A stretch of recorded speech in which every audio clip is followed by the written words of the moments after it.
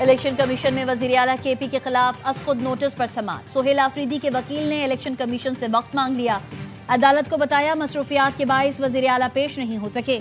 Secretary election commission نے کہا وزیر اعلیٰ نے الیکشن کمیشن اور انتخابی عملے کے خلاف دھمکی آمیز الفاظ استعمال کیے۔ الیکشن کمیشن نے از خود نوٹس پر سماعت ملتوی کر دی۔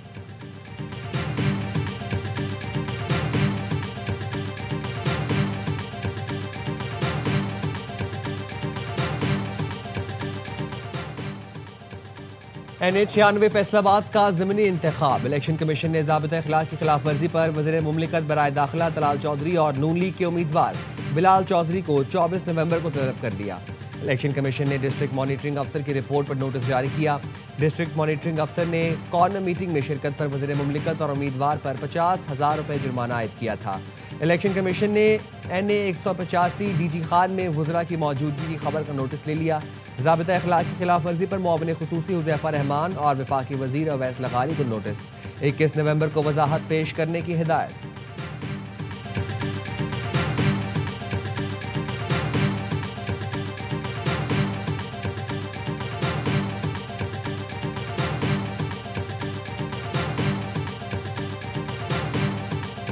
فیصل آباد کے کیمیکل فیکٹری میں بوائلر پھٹنے سے 17 افراد جاں بحق، متعدد زخمی۔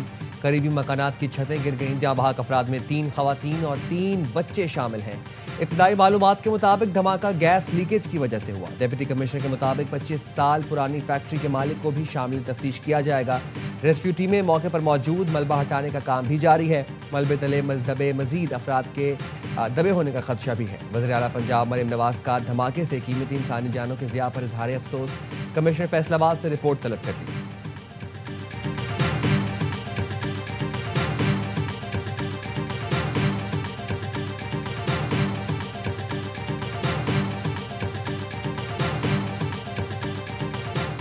رحیم یار خان میں آئل ٹینکر میں آگ لگنے سے 4 افراد جاں بحق۔ واقعہ ورک شاپ میں آئل ٹینکر کی مرمت اور ویلڈنگ کے دوران پیش آیا۔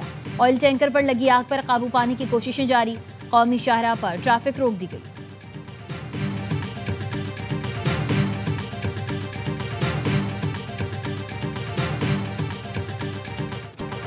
بنوں میں امن کمیٹی کے دفتر پر دہشت گردوں کا حملہ، 7 افراد جاں بحق، 1 زخمی۔ پولیس کے مطابق واقعے کے بعد حالات کشیدہ ہیں۔ علاقے میں پولیس کی بھاری نفری موجود ہے۔ جائے وقوع پر تحقیقات کا آغاز کر دیا گیا۔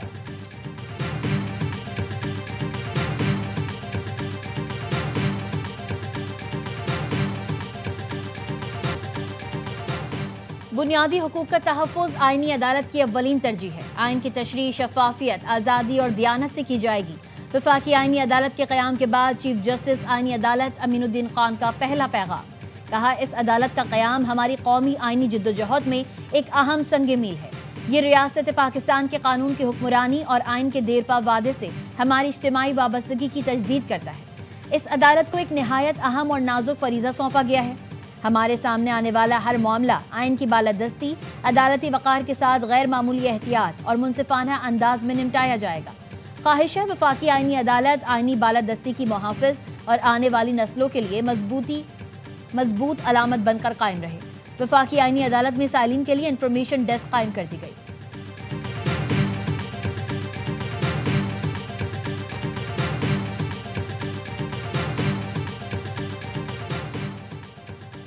IMF کی شرائط پر عمل درآمد، NFC کا اجلاس 4 دسمبر کو طلب۔ ذرائع کے مطابق IMF نے NFC ایوارڈ میں تبدیلی کی تجویز پیش کی تھی۔ اجلاس میں وزیر خزانہ محمد اورنگزیب سمیت 4 صوبائی وزراء خزانہ شریک ہوں گے۔ 4 صوبوں سے NFC کے ممبران بھی اجلاس میں شرکت کریں گے۔ نئے قومی مالیاتی ایوارڈ کے لیے کمیشن کی تجاویز پر IMF بھی آن بورڈ ہوگا۔ نئے ایوارڈ کے لیے بار بار اجلاس ہوں تو تقریباً 6 سے 8 ماہ تک کا وقت درکار ہوگا۔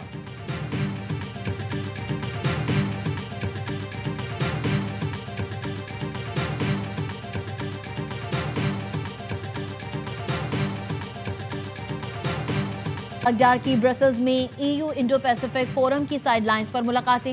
ڈنمارک کے وزیر خارجہ سے ملاقات میں 2 طرفہ معاشی اور تجارتی تعاون بڑھانے پر اتفاق۔ ترجمان دفتر خارجہ کا کہنا ہے گرین انرجی اور سرمایہ کاری پر بھی بات چیت کی گئی۔ اسحاق ڈار سے سلوینیا کی ہم منصب کی بھی ملاقات۔ باہمی دلچسپی کے مختلف شعبوں میں تعاون بڑھانے کے عزم کا اظہار۔ علاقائی اور عالمی سلامتی سے متعلق پیش رفت پر بھی تبادلہ خیال۔ پاکستان اور سلوینیا میں دو طرفہ سیاسی مشاورت سے متعلق مفاہمت نامے پر دستخط۔ اسحاق ڈار سے جرمنی، ہالینڈ اور قبرص کے وزرائے خارجہ نے بھی الگ الگ ملاقاتیں کی۔ دو طرفہ تعاون اور تعلقات میں مثبت پیش رفت پر اظہار اطمینان۔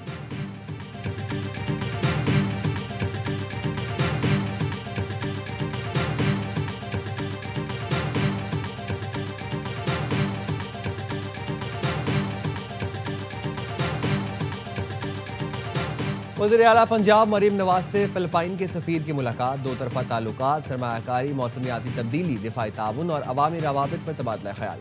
فلپائن اور پنجاب کے درمیان اشتراک کار مزید مضبوط بنانے پر اتفاق۔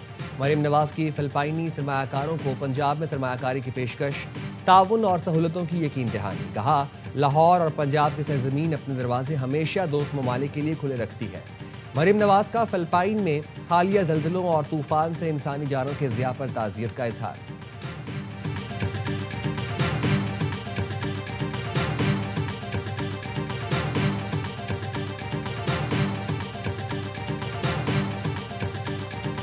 کروڑ 60 لاکھ بچے are out of school in Pakistan. اگلے 10 سال میں یہ 5 کروڑ تک جا سکتے ہیں۔ ایکچولی embarrassed about it کہ ہمارے اپنے صوبے میں 70 لاکھ کے قریب بچے آؤٹ آف اسکول ہیں۔ ہمارا ٹارگٹ ہے اگلے 3 سے 5 سال میں 20 لاکھ بچے ہم جو آؤٹ آف اسکول ہیں ان کو لے جائیں۔ اس کو ایک ایمرجنسی سمجھ کے کام کرنا ہے۔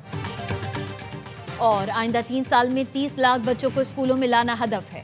وزیر اعلیٰ سندھ مراد علی شاہ کا ایجوکیشن فاؤنڈیشن کی تقریب سے خطاب۔ کہا، ملک بھر میں 2 کروڑ 60 لاکھ بچے اسکولوں سے باہر ہیں۔ سندھ میں 70 لاکھ بچے اسکول نہیں جاتے۔ اسکول سے باہر بچوں کو اسکولوں میں لانے کی کوشش کر رہے ہیں۔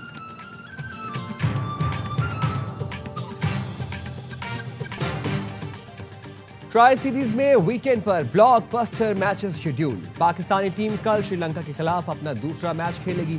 پاکستانی ٹیم نے اپنے پہلے میچ میں زمبابوے کو شکست دی، جبکہ گزشتہ روز کھیلے گئے میچ میں زمبابوے نے سری لنکا کو 67 رن سے ہرا کر آؤٹ کلاس کر دیا۔ آئی لینڈرز 163 رنز کے تعاقب میں صرف 95 رنز پر ڈھیر۔ Rising star Asia cup semi final میں پاکستان شاہینز آج سری لنکا کے مد مقابل آئیں گے۔ پاکستان شاہینز کی ٹیم ایونٹ میں ناقابل شکست ہے۔ شاہینز نے اپنے تمام گروپ میچز جیتے۔ شاہینز نے عمان، بھارت اے اور UAE کو شکست دی۔ میچ پاکستانی وقت کے مطابق شام 7:30 بجے شروع ہوگا۔ پہلے سیمی فائنل میں بھارت اے اور بنگلہ دیش دوپہر 2:30 بجے مد مقابل آئیں گے۔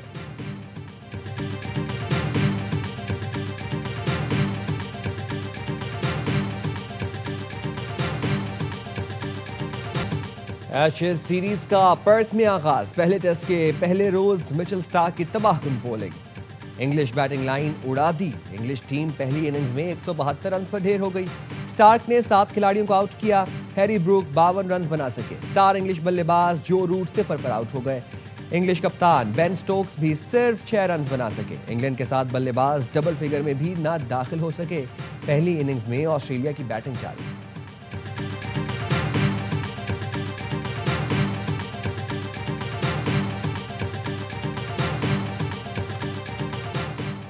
PSL فینس کے لیے خوشخبری، سپر لیگ کی 2 نئی ٹیمز کی نیلامی 6 جنوری کو ہوگی۔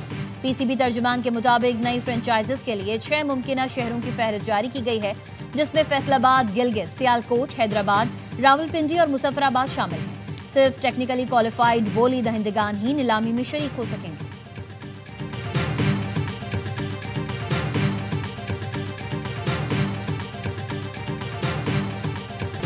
برازیل میں اقوام متحدہ کے کلائمیٹ سمٹ کوپ 30 کانفرنس کے پویلین میں آگ لگ گئی۔ آتش زدگی کے باعث افراتفری پھیل گئی۔ کانفرنس کے مندوبین کو محفوظ مقام پر منتقل کر دیا گیا۔ فائر بریگیڈ اور ریسکیو نے آگ پر قابو پا لیا۔ آج ہونے والے ایونٹ منسوخ کر دیے گئے۔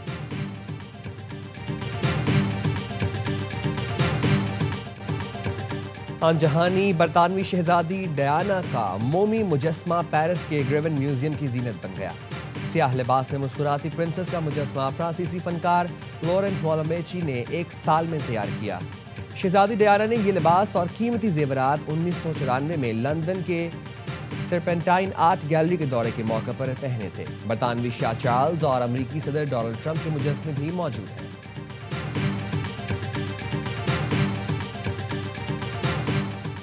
وزیر اعلیٰ پنجاب کی کم سن بچوں کی حفاظت کے لیے آگاہی مہم، گڈ ٹچ بیڈ ٹچ سے آگاہی کے لیے اینیمیشن سیریز کی 3ری قسط جاری۔ کارٹون سیریز میں حیا اور بہادر کے کردار متعارف کرائے گئے ہیں۔ مہم کا مقصد بچوں کو یہ سمجھانا ہے کہ وہ کسی کے بھی نامناسب رویے کی اطلاع والدین کو دیں۔ ابتدائی 2 اقساط میں حیا اور بہادر نے بیڈ ٹچ کرنے والوں کی نشاندہی کی۔ تیسری قسط میں بچوں کو اپنی حفاظت کی تربیت دی گئی ہے۔